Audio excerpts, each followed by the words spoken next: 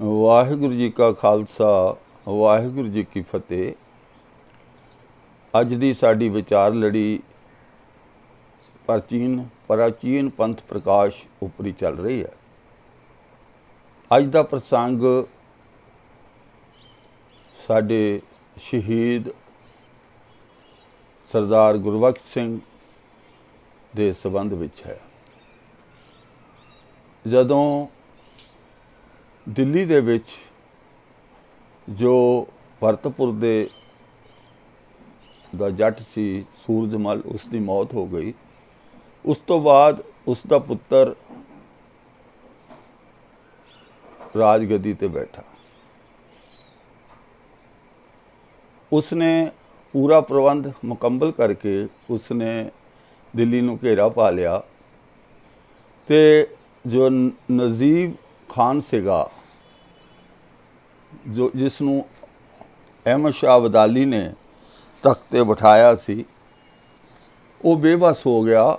ਉਸਨੇ ਅਹਿਮਦ ਸ਼ਾਹ ਅਬਦਾਲੀ ਨੂੰ ਚਿੱਠੀ ਲਿਖੀ ਕਿ ਭਈ ਹਾਲਤ ਖਰਾਬ ਹੈ, ਕੁਛ ਲੱਖ ਰੁਪਈਏ ਦੇਣੇ ਕੀਤੇ ਕਿ ਆ ਕੇ ਤੂੰ ਮੈਨੂੰ ਬਚਾ। ਅਬਦਾਲੀ ਲਾਹੌਰ ਆ ਗਿਆ। ਉੱਧਰ ਸਿੰਘਾਂ ਨੇ ਸੋਚਿਆ ਹੁਣ ਅਸੀਂ ਮੌਤ ਦੇ ਮੂੰਹ 'ਚ ਕਾਹਨੂੰ ਪੈਣਾ। ਸਿੰਘ ਬਹੁਤੇ ਜਿਹੜੇ ਪਹਾੜਾਂ ਵਿੱਚ ਚੜ੍ਹ ਗਏ, ਛੁਪ ਗਏ।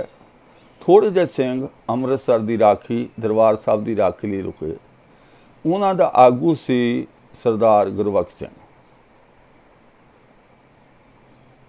ਜਦੋਂ ਜਵਾਹਰ ਮਲ ਦੇ ਬੁਲਾਏ ਤੇ ਅਬਦਾਲੀ ਅੱਗੇ ਜਾਣਾ ਸੀ, ਉਸ ਤੋਂ ਪਹਿਲਾਂ ਉਸਨੇ ਸੋਚਿਆ ਕਿ ਪਤਾ ਲੱਗਾ ਕਾਫੀ ਮਾਤਰਾ ਵਿੱਚ ਸਿੰਘ ਜਿਹੜੇ ਨੇ ਉਹ ਅੰਮ੍ਰਿਤਸਰ ਵਿੱਚ ਹਨ, ਉਹਨਾਂ ਨੂੰ ਜਾਂਦੇ ਜਾਂਦੇ ਸਬਕ ਸਿਖਾ ਦਈਏ। ਉੱਧਰੋਂ ਜਥੇਦਾਰ ਗੁਰਬਖਸ਼ ਸਿੰਘ ਨੂੰ ਜੋ ਹੈ ਇਸ ਗੱਲ ਦਾ ਭੇਤ ਲੱਗਾ। ਉਸਨੇ ਆਪਣੇ ਸਿੰਘਾਂ ਨੂੰ ਕਿਹਾ ਕਿ ਤਿਆਰ ਹੋ ਜਾਓ, ਸ਼ਹੀਦੀ ਪ੍ਰਾਪਤ ਕਰਨੀ ਹੈ। ਸਾਰੇ ਤਿਆਰ ਹੋ ਗਏ। ਫੌਜੀ ਬਾਣਾ, ਨਿਹੰਗ ਬਾਣਾ ਪਹਿਨ ਲਿਆ। ਇਹ ਜਿਹੜਾ ਇਤਿਹਾਸ ਅਸੀਂ ਸਾਰਾ ਹੁਣ ਤੱਕ ਸਟੇਜਾਂ ਤੋਂ ਪੜ੍ਹਦੇ ਸੁਣਦੇ ਆਏ ਹਾਂ, ਇਸ ਗ੍ਰੰਥ ਵਿੱਚ ਥੋੜ੍ਹਾ ਜਿਹਾ ਉਲਟਾ ਕਰਕੇ ਲਿਖਿਆ ਹੋਇਆ ਹੈ, ਜਿਸ ਤੋਂ ਕਈ ਵਾਰ ਇੰਝ ਲੱਗਦਾ ਹੈ ਕਿ ਜਾਂ ਤਾਂ ਅਣਜਾਣੇ ਵਿੱਚ ਲਿਖਾਰੀ ਤੋਂ ਇਹ ਗਲਤੀ ਹੋਈ ਹੈ ਜਾਂ ਕੋਈ ਹੋਰ ਗੱਲ ਹੈ, ਤੇ ਜਾਂ ਫਿਰ ਸਾਨੂੰ ਮੰਨਣਾ ਪਏਗਾ ਕਿ ਜੋ ਲਿਖਿਆ ਹੈ ਸਿੰਘ ਅਜਿਹੇ ਹੀ ਸਨ। ਇਹਨਾਂ ਤਿੰਨਾਂ ਗੱਲਾਂ ਵਿੱਚੋਂ ਸੰਗਤਾਂ ਫੈਸਲਾ ਕਰ ਲੈਣ ਕਿ ਕਿਹੜੀ ਗੱਲ ਸਹੀ ਹੈ। ਮੈਂ ਸਿਰਫ ਲਿਖਿਆ ਹੋਇਆ ਇਤਿਹਾਸ ਸੁਣਾ ਦੇਣਾ। ਇਹ ਜਿਹੜਾ ਨਿਹੰਗ ਸਿੰਘ ਜਥੇਦਾਰ ਸੰਤਾ ਸਿੰਘ 96 ਕਰੋੜੀ, ਉਹਨਾਂ ਨੇ ਇਸ ਗ੍ਰੰਥ ਦੇ ਅਰਥ ਕੀਤੇ ਨੇ। ਦੋ ਭਾਗਾਂ ਵਿੱਚ ਉਹਨਾਂ ਨੇ ਇਹ ਲਿਖਿਆ। ਇਹ ਦੂਜੇ ਭਾਗ ਦੇ ਪੰਨਾ ਨੰਬਰ 515 ਤੋਂ ਲੈ ਕੇ 538 ਪੰਨੇ ਦੀ ਅਸੀਂ ਅੱਜ ਵਿਚਾਰ ਕਰਾਂਗੇ। ਕੀ ਲਿਖਦੇ ਨੇ? 515 ਪੰਨੇ ਤੇ ਲਿਖਦੇ ਨੇ, ਪ੍ਰਾਤ ਉੱਠੇ ਅਰ ਸੁੱਖਾ ਪੀਵੈ। ਸਿੰਘਾਂ ਦਾ ਜਿਹੜਾ ਨਿਤਨੇਮ ਲਿਖਿਆ ਹੋਇਆ ਇਸ ਗ੍ਰੰਥ ਵਿੱਚ, ਪ੍ਰਾਤ ਮਤਲਬ ਸੁਬਾਹ ਜਦੋਂ ਸਿੰਘ ਉੱਠਦੇ ਨੇ ਤਾਂ ਉਹ ਸੁੱਖਾ ਪੀਂਦੇ ਨੇ, ਭੰਗ ਪੀਂਦੇ ਨੇ। ਇਹ ਜਿਹੜਾ ਨਿਤਨੇਮ ਲਿਖਿਆ ਹੈ। ਅਹਿਮਦ ਸ਼ਾਹ ਦੁਰਾਨੀ, ਅਹਿਮਦ ਸ਼ਾਹ ਅਬਦਾਲੀ ਦੇ ਨਾਲ ਝਗੜਾ ਕਰਨਾ ਜਦੋਂ ਅੰਮ੍ਰਿਤਸਰ 'ਤੇ ਆਇਆ। ਅੱਗੇ 522 ਪੰਨੇ 'ਤੇ ਲਿਖਿਆ ਹੈ, ਸ਼੍ਰੀ ਅਕਾਲ ਬੁੰਗੇ ਸਨਮੁਖ ਦਰਬਾਰ ਪੀ ਸੁੱਖੈ ਸਿੰਘ ਭੈ ਤਿਆਰ। ਅਸੀਂ ਆਮ ਤੌਰ 'ਤੇ ਗੱਲ ਕਰਦੇ ਹਾਂ ਕਿ ਗੁਰਦੁਆਰੇ ਵਿੱਚ ਜਿਹੜਾ ਵੀ ਵੀਰ ਭੈਣ ਕਿਸੇ ਧਰਮ ਮਜ਼ਹਬ ਦਾ ਹੋਵੇ, ਉਸ ਲਈ ਸਿਰ ਢੱਕਣਾ, ਪੈਰਾਂ ਨੂੰ ਸਾਫ਼ ਕਰਕੇ, ਹੱਥ ਮੂੰਹ ਸਾਫ਼ ਕਰਕੇ, ਔਰ ਇੱਕ ਜਿਹੜੀ ਖਾਸ ਸ਼ਰਤ ਰੱਖੀ ਜਾਂਦੀ ਹੈ, ਉਹਦੇ ਕੋਲ ਨਾ ਤਾਂ ਕੋਈ ਨਸ਼ੀਲਾ ਪਦਾਰਥ ਹੋਵੇ, ਨਾ ਉਸਨੇ ਕੋਈ ਨਸ਼ਾ ਕੀਤਾ ਹੋਵੇ। ਪਰ ਇਸ ਗ੍ਰੰਥ ਵਿੱਚ ਲਿਖਿਆ ਹੋਇਆ ਕਿ ਪਹਿਲੀ ਗੱਲ ਤਾਂ ਸਿੰਘ ਸਵੇਰੇ ਉੱਠ ਕੇ ਪਹਿਲਾ ਕੰਮ ਜਿਹੜਾ ਕਰਦੇ ਸੀ ਉਹ ਸੁੱਖਾ ਪੀਂਦੇ ਸੀ, ਭੰਗ ਪੀਂਦੇ ਸੀ। ਫਿਰ ਅਕਾਲ ਤਖਤ ਦੇ ਉੱਤੇ ਉਹ ਦਰਬਾਰ ਲਾਉਂਦੇ ਸੀ, ਕੀਰਤਨ ਦਰਬਾਰ ਸਜਾਉਂਦੇ ਸੀ, ਪਰ ਉਸ ਤੋਂ ਪਹਿਲਾਂ ਉਹ ਭੰਗ ਪੀਂਦੇ ਸਨ। ਭੰਗ ਪੀ ਕੇ ਉਹ ਇਹ ਕੀਰਤਨ ਦਰਬਾਰ ਲਾਉਂਦੇ ਸਨ। ਹੋਰ ਵੀ ਗੱਲ ਹੈ, ਫੀਮੀਅਨ ਫੀਮ ਸੁਲੀਨੀ ਟਾਂਕ, ਜਿਹੜੇ ਅਫੀਮ ਖਾਣ ਵਾਲੇ ਸਨ ਉਹ ਅਫੀਮ ਖਾ ਕੇ ਆਉਂਦੇ ਸਨ। ਭੰਗ ਅਫੀਮ ਦੋਨੋਂ ਨਸ਼ੇ ਨੇ, ਪਰ ਇਹ ਜਿਹੜਾ ਭੰਗ ਦਾ ਨਸ਼ਾ ਤਾਂ ਸਾਡੇ ਗ੍ਰੰਥਕਾਰਾਂ ਨੇ ਇਸ ਤਰ੍ਹਾਂ ਸਿੱਖੀ ਵਿੱਚ ਵਾੜ ਦਿੱਤਾ ਹੈ, ਜਿਵੇਂ ਬੰਦੇ ਨੂੰ ਜਿਉਂਦੇ ਰਹਿਣ ਲਈ ਆਕਸੀਜਨ ਦੀ ਜ਼ਰੂਰਤ ਹੁੰਦੀ ਹੈ, ਇਵੇਂ ਸਿੱਖੀ ਵਾਸਤੇ ਭੰਗ ਨੂੰ ਆਕਸੀਜਨ ਦੇ ਮਾਫਕ ਕਰ ਦਿੱਤਾ ਹੈ। ਕੋਈ ਅਧਿਆਇ ਸ਼ੁਰੂ ਕਰਦੇ ਨੇ, ਭੰਗ ਤੋਂ ਬਗੈਰ ਅਧਿਆਇ ਸ਼ੁਰੂ ਨਹੀਂ ਹੁੰਦਾ। ਸੋ ਆਹ ਜਿਹੜੀ ਗੱਲ ਮੈਂ ਕਹਿ ਰਿਹਾ, ਇਹ ਮੈਂ ਸਾਰਾ ਕੁਝ ਤੁਹਾਨੂੰ ਪ੍ਰਾਚੀਨ ਪੰਥ ਪ੍ਰਕਾਸ਼ ਵਿੱਚੋਂ ਸੁਣਾ ਰਿਹਾ ਕਿ ਭੰਗ ਪੀ ਕੇ ਅਫੀਮ ਖਾ ਕੇ ਸਿੰਘ ਜਿਹੜੇ ਨੇ ਅਕਾਲ ਤਖਤ ਤੇ ਦੀਵਾਨ ਸਜਾਉਂਦੇ ਸਨ। ਅੱਗੇ ਇੱਕ ਹੋਰ ਗੱਲ ਲਿਖੀ ਹੈ 523 ਪੰਨਾ ਤੇ, ਪੰਜ ਪੌੜੀ ਸਿੰਘ ਆਨੰਦ ਪੜ੍ਹਾਇਓ, ਗੁਰ ਗਣੇਸ਼ ਜਿਮ ਗ੍ਰੰਥ ਪੁਜਾਇਓ।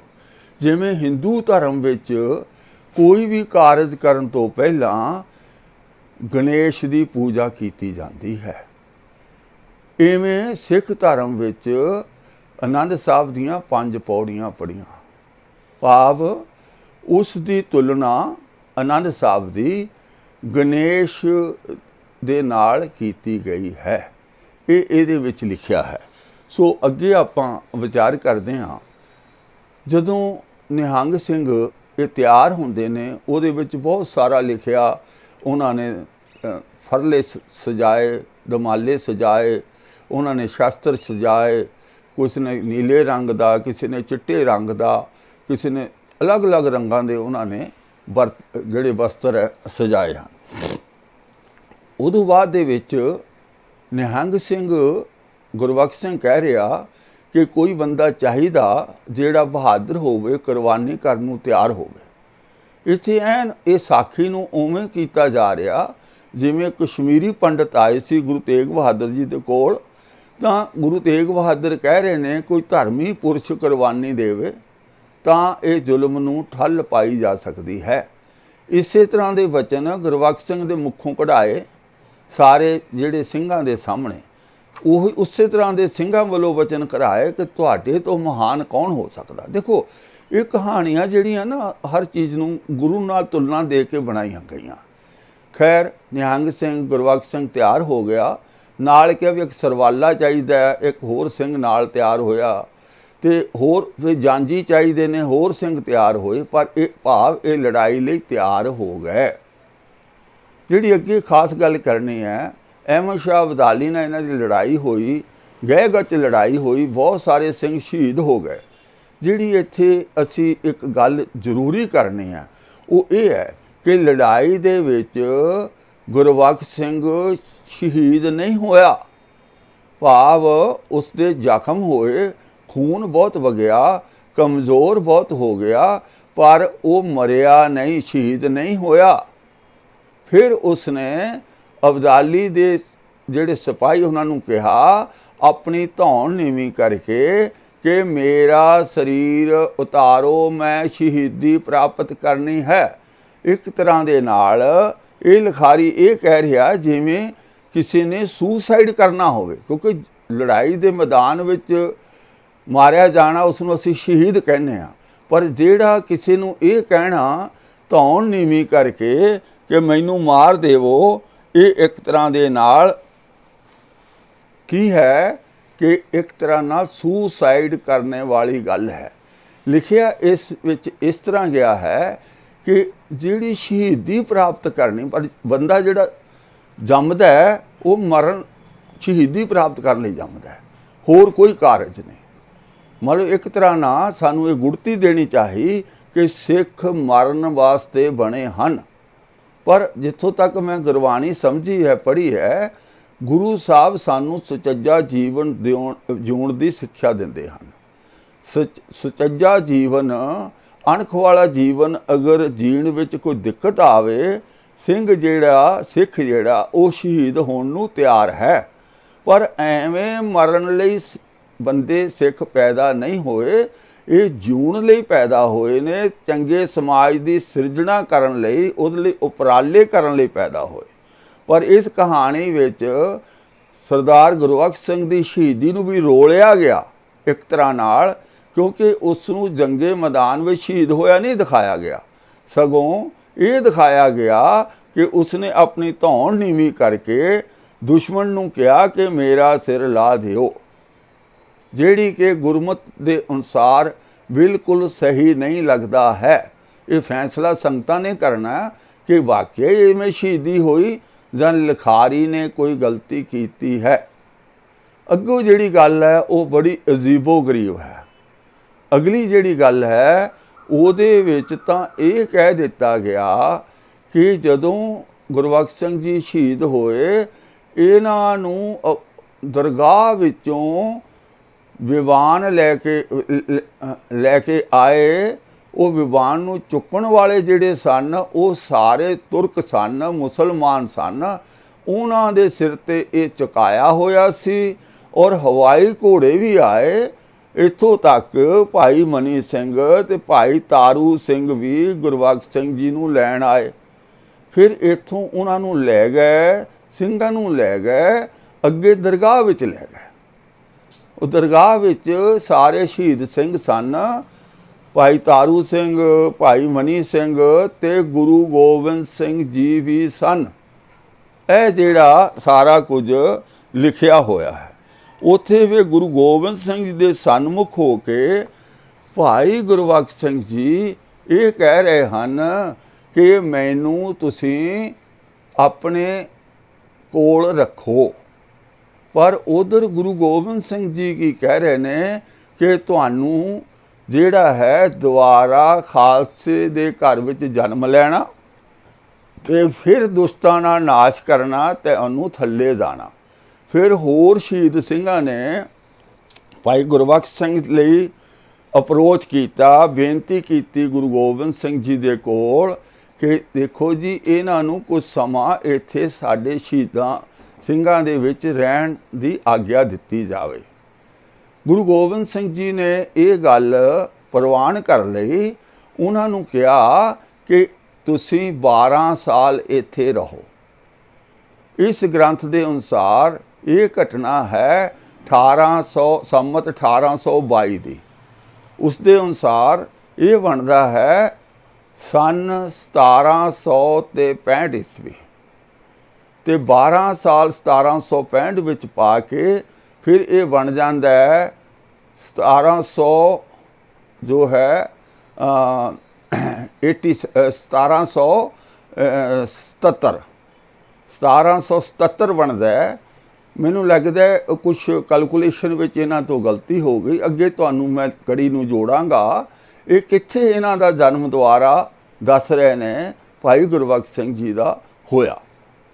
ਇੱਕ ਹੋਰ ਗੱਲ ਜਿਹੜੀ ਬਹੁਤ ਹੀ ਨੋਟ ਕਰਨ ਵਾਲੀ ਹੈ, ਭਾਈ ਗੁਰਬਖਸ਼ ਸਿੰਘ ਜੀ ਗੁਰੂ ਗੋਬਿੰਦ ਸਿੰਘ ਜੀ ਨੂੰ ਕਹਿ ਰਹੇ ਨੇ, ਤੇਰੋ ਖਾਲਸੋ ਆਪ ਲੜਵੈਓ, ਇਨਹੀ ਤੇ ਸਭ ਦੁਸ਼ਟ ਮਰਵੈਓ, ਪੰਜਾਬ ਦੌਲਤ ਜਾਹੀਂ ਤੇ ਸਿੰਘ ਖਾਹੇ। ਇਹ ਸਾਰੀ ਪੰਜਾਬ ਦੀ ਦੌਲਤ ਸਿੰਘਾਂ ਦੀ ਹੈ, ਇਹਨਾਂ ਨੂੰ ਮਿਲਣੀ ਚਾਹੀਦੀ ਹੈ। ਦੱਖਣ ਪੱਛਮੀ ਕਿਵੇਂ ਲੈ ਜਾਹੇ, ਦੱਖਣ ਪੱਛਮ ਵੱਲ ਮਰਾਠੇ ਆਉਂਦੇ ਨੇ, ਇੱਧਰੋਂ ਤੁਰਕ ਆਉਂਦੇ ਨੇ, ਮੁਗਲ ਆਉਂਦੇ ਨੇ, ਇਹ ਲੈ ਜਾਂਦੇ ਨੇ, ਪਰ ਇਹ ਸਿੰਘਾਂ ਦਾ ਸਾਰਾ ਜਿਹੜਾ ਦੇਸ਼ ਹੈ ਦੌਲਤ ਇਹਨਾਂ ਦੀ ਹੈ। ਬਚਨ ਸਿੰਘ ਸੁਣ ਗੁਰ ਖੁਸ਼ ਭੈ। ਇਹ ਗੱਲ ਸੁਣ ਕੇ ਗੁਰੂ ਗੋਬਿੰਦ ਸਿੰਘ ਜੀ ਬਹੁਤ ਖੁਸ਼ ਹੋਏ। ਭਾਵ ਗੁਰੂ ਗੋਬਿੰਦ ਸਿੰਘ ਜੀ ਜੋਤੀ ਜੋਤ ਸਮਾਉਣ ਤੋਂ ਬਾਅਦ ਕਿਤੇ ਦਰਬਾਰ ਲਾ ਕੇ ਬੈਠੇ ਆ। ਉੱਥੇ ਸ਼ਹੀਦ ਸਿੰਘ ਹੈ ਔਰ ਹੈ ਕਿਤੇ ਅਸਮਾਨ ਦੇ ਵਿੱਚ। ਕਮਾਲ ਦੀਆਂ ਗੱਲਾਂ ਜੇ। ਸਾਨੂੰ ਗੁਰੂ ਗ੍ਰੰਥ ਸਾਹਿਬ ਜੀ ਕਿੱਧਰ ਲੈ ਕੇ ਜਾ ਰਹੇ ਨੇ। ਇਹ ਗ੍ਰੰਥ ਦਾ ਕਰਤਾ ਸ਼ਹੀਦ ਸਿੰਘਾਂ ਦੀਆਂ ਫੌਜਾਂ ਵੀ ਮੰਨਦਾ। ਅਸੀਂ ਜਾਣਦੇ ਹਾਂ ਜੇ ਸ਼ਹੀਦ ਸਿੰਘਾਂ ਦੀਆਂ ਫੌਜਾਂ ਸਨ ਤਾਂ ਫਿਰ ਸ਼ਹੀਦ ਸਿੰਘ ਤਾਂ ਗੁਰੂ ਹਰਗੋਬਿੰਦ ਪਾਤਸ਼ਾਹ ਦੇ ਟਾਈਮ ਵੀ ਹੋਏ। ਉਹ ਸ਼ਹੀਦ ਸਿੰਘਾਂ ਦੀਆਂ ਫੌਜਾਂ ਨੇ ਉਦੋਂ ਆਉਣਾ ਚਾਹੀਦਾ ਸੀ ਜਦੋਂ ਅਨੰਦਪੁਰ ਸਾਹਿਬ ਦੇ ਕਿਲੇ ਤੇ ਭੀੜ ਬਣੀ ਹੋਈ ਸੀ। ਉਹ ਸ਼ਹੀਦ ਸਿੰਘਾਂ ਨੂੰ ਉਦੋਂ ਆਉਣਾ ਚਾਹੀਦਾ ਸੀ ਜਦੋਂ ਚਮਕੌਰ ਦੀ ਗੜੀ ਦੇ ਵਿੱਚ ਜੰਗ ਲੱਗਾ ਹੋਇਆ ਸੀ। ਇਹ ਸ਼ਹੀਦ ਸਿੰਘਾਂ ਨੂੰ ਉਦੋਂ ਆਉਣਾ ਚਾਹੀਦਾ ਸੀ ਜਦੋਂ ਛੋਟੇ ਸਾਹਿਬਜ਼ਾਦਿਆਂ ਨੂੰ, ਮਾਸੂਮ ਬੱਚਿਆਂ ਨੂੰ ਨੀਹਾਂ ਵਿੱਚ ਚਿਣ ਕੇ ਸ਼ਹੀਦ ਕੀਤਾ ਗਿਆ। ਕਿਉਂਕਿ ਜਿਹੜੀ ਸਾਡੀ ਪਾਵਰ ਹੈ, ਸ਼ਕਤੀ ਹੈ, ਜਦੋਂ ਲੜਾਈ ਲੱਗੀ ਹੋਵੇ ਉਦੋਂ ਸਾਰੇ ਜਿਹੜੇ ਸਾਡੇ ਸਹਾਇਕ ਬੰਦੇ ਨੇ ਉਹਨਾਂ ਨੂੰ ਮਦਦ ਲਈ ਆਉਣਾ ਚਾਹੀਦਾ। ਸ਼ਹੀਦ ਸਿੰਘਾਂ ਨੂੰ ਉਦੋਂ ਆਉਣਾ ਚਾਹੀਦਾ ਜਦੋਂ ਦਰਬਾਰ ਸਾਹਿਬ 'ਤੇ ਹਮਲਾ ਹੋਇਆ। ਘੱਟੋ ਘੱਟ ਸ਼ਹੀਦ ਸਿੰਘ ਉਦੋਂ ਆ ਜਾਂਦੇ ਜਦੋਂ ਨਿਰਦੋਸ਼ੇ ਸਿੱਖ ਪੂਰੇ ਹਿੰਦੁਸਤਾਨ ਵਿੱਚ 84 ਵਿੱਚ ਮਾਰੇ ਗਏ। ਮੈਂ ਕਿਤੇ ਨਹੀਂ ਸੁਣਿਆ ਕਿ ਆ ਕੇ ਸ਼ਹੀਦ ਸਿੰਘਾਂ ਨੇ ਉਹਨਾਂ ਨੂੰ ਇਹ ਲੋਕਾਂ ਦੇ ਕਤਲ ਕਰਨ ਤੋਂ ਰੋਕਿਆ ਹੋਵੇ। ਐਸਾ ਕਿਤੇ ਵੀ ਨਹੀਂ ਹੋਇਆ। ਫਿਰ ਭਾਈ ਇਹੋ ਜਿਹੇ ਗਪੌੜ ਛੱਡ ਕੇ ਸਿੱਖੀ ਨੂੰ ਕਿਹੜੇ ਪਾਸੇ ਲਿਜਾਣਾ ਚਾਹ ਰਿਹਾ? ਮੈਨੂੰ ਪਤਾ ਹੈ 70-80% ਲੋਕ ਇਹੋ ਜਿਹੀਆਂ ਗਪੌੜ ਕਹਾਣੀਆਂ ਨੂੰ ਮੰਨਦੇ ਨੇ, ਪਰ ਯਾਰ ਅਗਰ ਕੁਛ ਹੈ, ਦੇਖੋ ਮੈਂ ਤਾਂ ਦੇਖਿਆ ਨਹੀਂ, ਹੋ ਸਕਦਾ ਕੋਈ ਅਨੁਭਵੀ ਬੰਦਿਆਂ ਨੇ, ਅਨੁਭਵੀ ਸਿੰਘਾਂ ਨੇ ਦੇਖਿਆ ਹੋਵੇ, ਉਹਨਾਂ ਨੂੰ ਸਭ ਪਤਾ ਹੋਵੇ। ਪਰ ਮੇਰਾ ਸਵਾਲ ਹੈ ਕਿ ਜੇ ਸਾਡੀਆਂ ਫੌਜਾਂ ਇੰਨੀਆਂ ਬਲਵਾਨ ਸ਼ਹੀਦ ਸਿੰਘਾਂ ਦੀਆਂ ਹਨ ਤਾਂ ਵੀ ਮੌਕੇ 'ਤੇ ਕਿਤੇ ਸਾਡਾ ਭਲਾ ਹੋਣਾ ਚਾਹੀਦਾ। ਨਾ ਦਰਬਾਰ ਸਾਹਿਬ ਜਦੋਂ ਹਮਲਾ ਹੋਇਆ ਉਦੋਂ ਆਏ, ਨਾ 84 ਵਿੱਚ ਅਸੀਂ ਦੇਖਦੇ ਹਾਂ ਬੱਚਿਆਂ ਨੂੰ, ਬੇਟੀਆਂ ਨੂੰ, ਬਜ਼ੁਰਗਾਂ ਨੂੰ ਕਿਵੇਂ ਸਾੜਿਆ ਗਿਆ। ਕਿ ਜੋ ਐਡੀ ਤਾਕਤ ਹੈ ਤੇ ਕਦੋਂ ਕਾਹਦੇ ਵਾਸਤੇ ਰੱਖੀ ਹੋਈ ਹੈ? ਕੋਈ ਨਹੀਂ ਆਇਆ। ਤੋ ਭਾਵ ਸਾਨੂੰ ਇਸ ਗਧੀ ਗੇੜ ਵਿੱਚ, ਘੁੰਮਣ ਘੇਰੀ ਵਿੱਚ ਇਹ ਸਾਡੇ ਗ੍ਰੰਥ ਪਾ ਰਿਹਾ। ਹੁਣ ਜਿਹੜੀ ਅੱਗੇ ਗੱਲ ਅਸੀਂ ਪੜ੍ਹਨੀ ਆ ਉਹ ਬੜੀ ਹੀ ਖਤਰਨਾਕ ਹੈ। ਸਤਿਗੁਰੂ ਨੇ ਵਚਨ ਕਹੇ, ਸ਼ਾਹੋ ਜਹੰਨਮ ਉਤਸਾਲੇ ਗਇਓ, ਸਰਬੱਤ ਖਾਲਸਾ ਇਸ ਵਿਦ ਖੁਸ਼ ਪਇਓ। ਉਸ ਸਾਲ ਜਿਹੜਾ ਸੀਗਾ ਉਹ ਅਹਿਮਦ ਸ਼ਾਹ ਅਬਦਾਲੀ ਉਹ ਮਰ ਗਿਆ।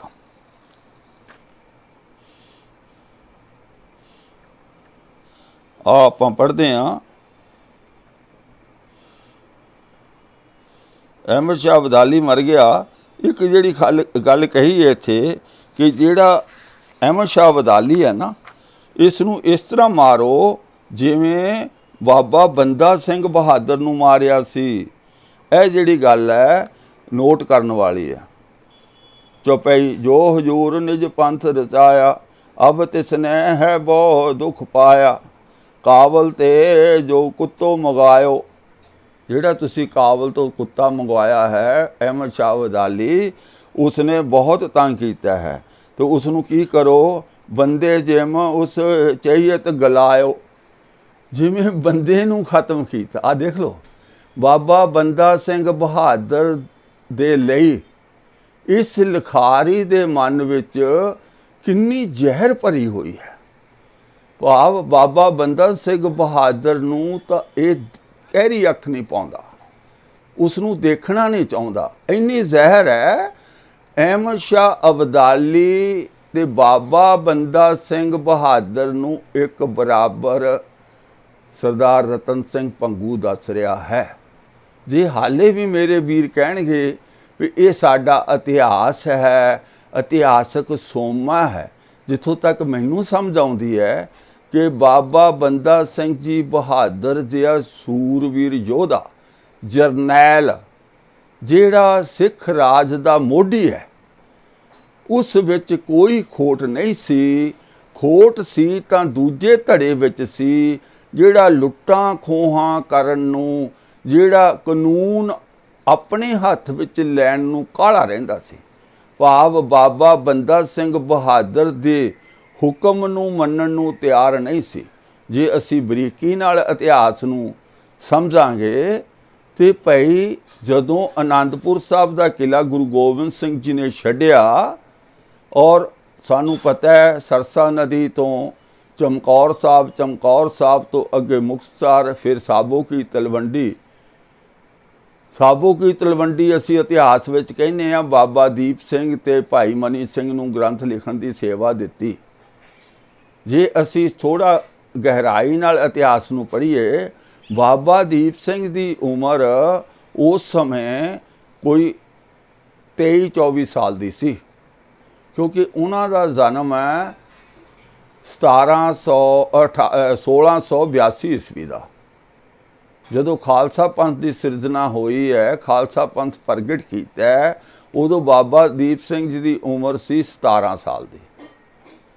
तो जदों आनंदपुर साहब का किला छड्डिया उदों 5 साल होर ला लो, 6 साल, 17-6-23 जदों साबो की तलवंडी छड्डी है उदों तुसी होर 2 साल ला लो, 25-26 साल के नौजवान बाबा दीप सिंह पंजाब विच सन।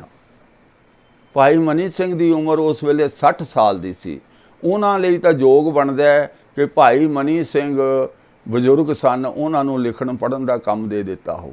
पर बाबा दीप सिंह 25 साल के नौजवान बहादुर योधे जरनैल, जदों लड़ाई का मैदान भखिया होवे, असी फौज विच सारी जिंदगी गुजारी है कि साडे जदों लड़ाई का माहौल हुंदा है ना, ਜਿਹੜੇ ਫਿੱਟ ਬੰਦੇ ਹੁੰਦੇ ਉਹਨਾਂ ਨੂੰ ਸਾਰੀਆਂ ਡਿਊਟੀਆਂ ਤੋਂ ਹਟਾ ਕੇ ਲੜਾਈ ਦੇ ਫਰੰਟ ਵਿੱਚ ਲਿਆਇਆ ਜਾਂਦਾ ਹੈ।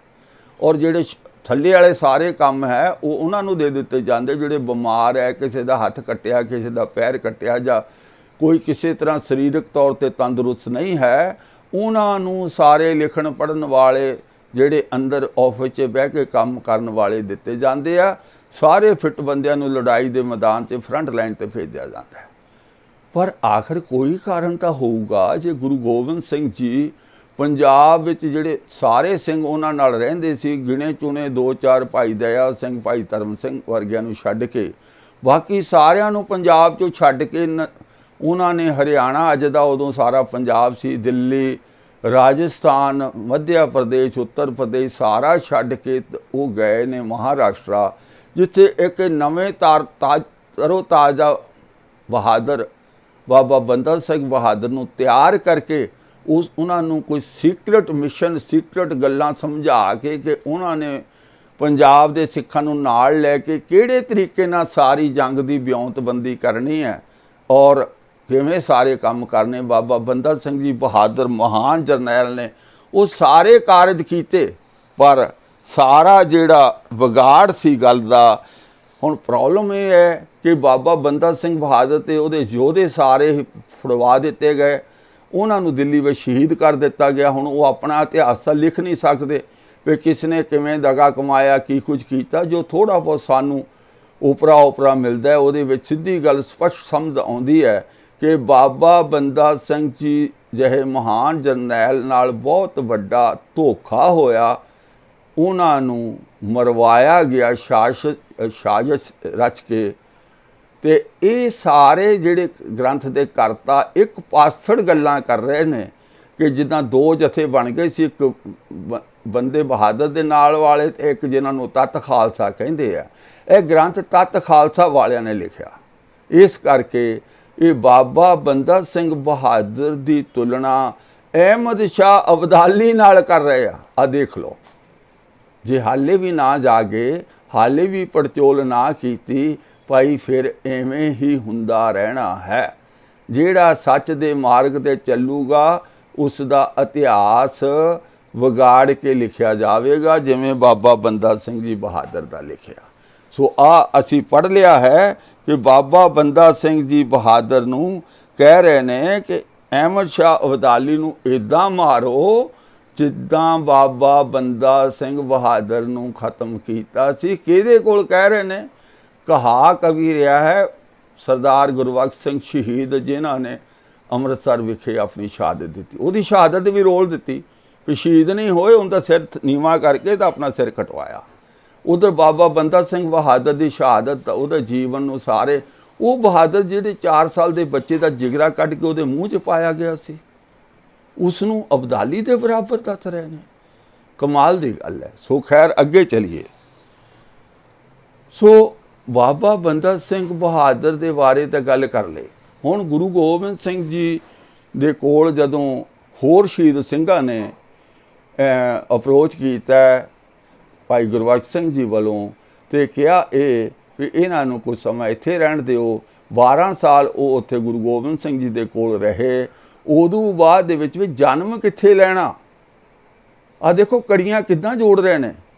जन्म लैना कहते ऐसे सिख दे घर ਜੇ ਸਿੱਖ ਨੇ ਕਦੀ ਪਿੱਠ ਨਾ ਮੋੜੀ ਹੋਵੇ, ਉਹ ਮੈਦਾਨੇ ਜੰਗ ਵਿੱਚ ਸ਼ਹੀਦੀ ਪ੍ਰਾਪਤ ਕੀਤੀ ਹੋਵੇ, ਉਹਦੇ ਘਰ ਭਾਵ ਕਿ ਸਰਦਾਰ ਚੜ੍ਹਤ ਸਿੰਘ, ਸ਼ਾਮ ਸਿੰਘ ਜਿਹੜਾ ਮਹਾਰਾਜਾ ਰਣਜੀਤ ਸਿੰਘ ਦਾ ਦਾਦਾ ਸੀ,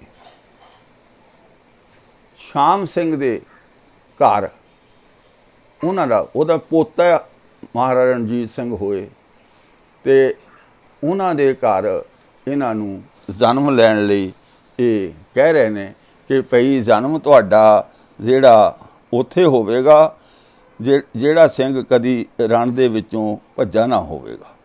ਸੋ ਇਹ ਜਿਹੜੀ ਗੱਲ ਹੈ, ਇਹ ਗੱਲ ਸਿੱਧਾ ਇਸ ਪਾਸੇ ਨੂੰ ਲਿਜਾ ਰਹੇ ਨੇ ਕਿ ਜਿਹੜਾ ਮਹਾਰਾਜਾ ਰਣਜੀਤ ਸਿੰਘ ਹੋਇਆ ਉਹ ਗੁਰਬਖਸ਼ ਸਿੰਘ ਹੀ ਸੀ। ਇਹਦਾ ਦੂਸਰਾ ਜਨਮ ਗੁਰਬਖਸ਼ ਸਿੰਘ ਦਾ ਮਹਾਰਾਜਾ ਰਣਜੀਤ ਸਿੰਘ ਦੇ ਰੂਪ ਵਿੱਚ ਹੋਇਆ, ਔਰ ਗੁਰੂ ਸਾਹਿਬ ਨੇ ਇਸ ਨੂੰ ਬਖਸ਼ਿਸ਼ ਕੀਤਾ ਸੀ ਕਿ ਸਾਰੇ ਜਿਹੜੇ ਸਿੰਘ ਹੈ ਉਹ ਤੇਰੇ ਥੱਲੇ ਲੱਗ ਕੇ ਰਹਿਣਗੇ। ਇਸ ਤਰ੍ਹਾਂ ਕਰਕੇ ਇਹ ਸਾਰੀ ਕਹਾਣੀ ਦਾ ਮੋੜ ਇੱਧਰ ਨੂੰ ਕੱਢ ਦਿੱਤਾ। ਹੁਣ ਇਹਦਾ ਸਾਰਾ ਵਿਸ਼ਲੇਸ਼ਣ ਕਰ ਲਈਏ ਕਿ ਭਾਈ ਸ਼ਹੀਦ ਸਿੰਘ ਹੁੰਦੇ ਹਨ, ਉੱਤੇ ਕੋਈ ਦਰਗਾਹ ਬਣੀ ਹੋਈ ਹੈ, ਗੁਰੂ ਗੋਬਿੰਦ ਸਿੰਘ ਜੀ ਦਰਗਾਹ ਦੇ ਵਿੱਚ ਬੈਠੇ ਆ। ਹਾਲਾਂਕਿ ਅਸੀਂ ਗੁਰੂ ਗੋਬਿੰਦ ਸਿੰਘ ਦੀ ਮਹਾਨਤਾ ਇਸੇ ਗੱਲ 'ਚ ਸਮਝਦੇ ਹਾਂ ਕਿ ਗੁਰੂ ਗੋਬਿੰਦ ਸਿੰਘ ਜੀ ਜਿਹੜੇ ਸਨ ਉਹ ਗੁਰੂ ਨਾਨਕ ਪਾਤਸ਼ਾਹ ਦੀ ਜੋਤ ਸਨ, ਇਸ ਲਈ ਮਹਾਨ ਸਨ। ਸੋ ਗੁਰੂ ਗੋਬਿੰਦ ਸਿੰਘ ਜੀ ਨੂੰ ਇੱਥੇ ਅਲੱਗ ਕਰਕੇ ਦੱਸਿਆ ਗਿਆ ਹੈ, ਤੇ ਇਹ ਮਤਲਬ ਸਾਰੀ ਕਹਾਣੀ ਨੂੰ ਗੋਲ ਮੋਲ ਕਰਕੇ ਪੇਸ਼ ਕੀਤਾ ਗਿਆ ਹੈ। ਅੱਗੇ ਲਿਖਿਆ ਹੈ, ਸਭਨ ਨਾਮ ਚੜ੍ਹਤ ਸਿੰਘ ਕੋ ਲਿਓ, ਚੜ੍ਹਤ ਸਿੰਘ ਦਾ ਨਾਮ ਲਿਆ। ਜਦੋਂ ਸਾਰੇ ਮੁਰੀਦ ਸਿੱਖਾਂ ਨੂੰ ਪੁੱਛਿਆ, ਸਾਰਿਆਂ ਨੇ ਕਿਹਾ ਵੀ ਚੜ੍ਹਤ ਸਿੰਘ ਦੇ ਘਰ ਜਿਹੜਾ ਇਹਨਾਂ ਦਾ ਜਨਮ ਹੋਣਾ ਚਾਹੀਦਾ ਹੈ, ਮਹਾਰਾਜਾ ਰਣਜੀਤ ਸਿੰਘ ਦਾ। ਸੋ ਇਹ ਜਿਹੜੀ ਗੱਲ ਹੈ ਕਿ ਜਿਹੜਾ ਮਹਾਰਾਜਾ ਰਣਜੀਤ ਸਿੰਘ ਹਾਲੇ ਉਹਨਾਂ ਦਾ ਜਨਮ ਹੈ ਸਨ 1780 ਦਾ। ਜੇ ਇਸ ਹਿਸਾਬ ਨਾਲ 12 ਸਾਲ ਇਹ ਉੱਥੇ ਗੁਰੂ ਗੋਬਿੰਦ ਸਿੰਘ ਜੀ ਦੇ ਕੋਲ ਰਹੇ ਤਾਂ 12 ਸਾਲ 65 ਦੇ ਵਿੱਚ ਜਮ੍ਹਾਂ ਕੀਤੇ ਹੋ, ਇਹ 1777 ਬਣਦਾ ਹੈ। 3 ਸਾਲ ਦਾ ਫਿਰ ਗੈਪ, ਫਿਰ ਇਤਿਹਾਸਕ ਗੈਪ ਆ ਜਾਂਦਾ। ਇਹ ਹੁਣ ਕੀ ਸਮਝ ਸਕਦੇ ਹਾਂ ਕਿ ਕਿਵੇਂ ਕੀਤਾ, ਕੀ ਹੋਇਆ, ਉਹ ਇਹਨਾਂ ਦੀਆਂ ਇਹੀ ਜਾਣਨ ਕਿ ਕਿਵੇਂ ਕੈਲਕੂਲੇਟ ਕੀਤਾ। ਕਹਾਣੀਆਂ ਕਲਪਨਿਕ ਬਣਾਈਆਂ ਹੋਈਆਂ ਨੇ ਤੇ ਇਹਦੇ ਵਿੱਚ ਆਪਾਂ ਹੁਣ ਕੁਝ ਨਹੀਂ ਕਰ ਸਕਦੇ। ਮੈਂ ਸਾਰਾ ਸੱਚ ਬਿਆਨ ਕਰ ਦਿੱਤਾ। ਭੰਗ, ਅਫੀਮ ਇਹ ਸਾਡੇ ਪੱਕੇ ਅੰਗ ਬਣਾ ਦਿੱਤੇ ਗਏ ਨੇ। ਔਰ ਦੂਜੀ ਗੱਲ, ਬਾਬਾ ਬੰਦਾ ਸਿੰਘ ਬਹਾਦਰ ਨੂੰ ਕਲੰਕਿਤ ਕੀਤਾ ਗਿਆ। ਤੀਜੀ ਗੱਲ ਕਿ ਗੁਰੂ ਗੋਬਿੰਦ ਸਿੰਘ ਦਰਬਾਰ ਲਾ ਕੇ ਬੈਠੇ ਨੇ, ਔਰ ਗੁਰਬਖਸ਼ ਸਿੰਘ ਜਿਹੜਾ ਮਹਾਰਾਜਾ ਰਣਜੀਤ ਸਿੰਘ ਦੇ ਰੂਪ ਵਿੱਚ ਜਨਮ ਲਿਆ। ਅੱਜ ਦੀ ਵਿਚਾਰ ਅਸੀਂ ਇੰਨੀ ਕੋਈ ਕਰਨੀ ਆ। ਹੋਈਆਂ ਭੁੱਲਾਂ ਚੁੱਕਾਂ ਦੀ ਮਾਫੀ। ਆਓ ਅਸੀਂ ਜੋ ਵਾਰ-ਵਾਰ ਬੇਨਤੀ ਕਰਦੇ ਹਾਂ, ਜੇ ਉਦਮ ਚੰਗਾ ਲੱਗਦਾ ਹੈ ਤਾਂ ਭਈ ਫਿਰ ਵੀਡੀਓ ਨੂੰ ਵੱਧ ਤੋਂ ਵੱਧ ਸਾਂਝਾ ਕਰੋ, ਔਰ ਮੇਰੇ ਚੈਨਲ ਨੂੰ, YouTube ਚੈਨਲ ਨੂੰ ਸਬਸਕ੍ਰਾਈਬ ਕਰੋ। ਆਓ ਫਤਿਹ ਬੁਲਾਈਏ। ਵਾਹਿਗੁਰੂ ਜੀ ਕਾ ਖਾਲਸਾ, ਵਾਹਿਗੁਰੂ ਜੀ ਕੀ ਫਤਿਹ।